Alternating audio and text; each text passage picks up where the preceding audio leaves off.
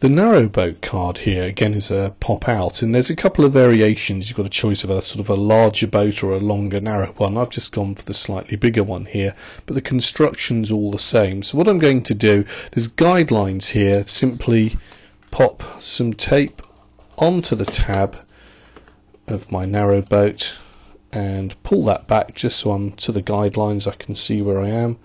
Line that up nicely, make sure that my boat is not going to sail out either side, and pop that down, and that should fit within the crease there.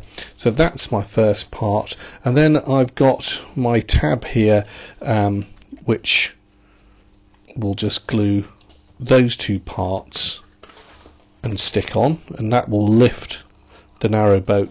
These are slightly bigger because we've got the opportunity of lifting some small waves as well, so that's something else which you might want to consider.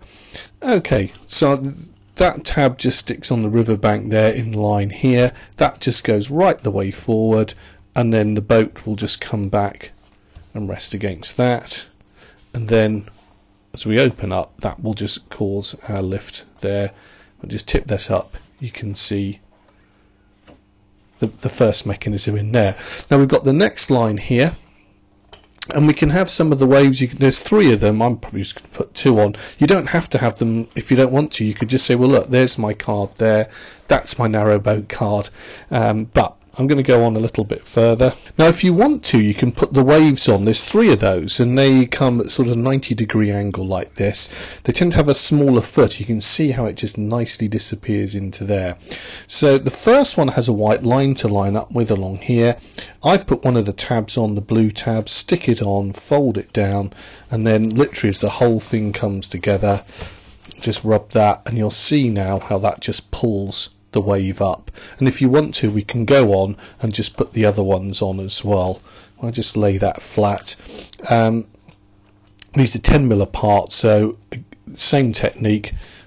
Glued the foot on there, the smaller part goes forward, and just measure off 10mm, and then stick that on and put the little tab in, and then just pull that one up as well with another tab, and so on until we can build up all 3. And there we go. That makes a lovely pop-out card with our narrowboat on the river there, and we've got a text editable part down here. And I said you can put the waves in if you want to. You can chop and change. You can have the longer narrowboat if you want to as well. But the choice is yours. I think you'll find it's a fairly simple card to make, and I think it looks quite spectacular.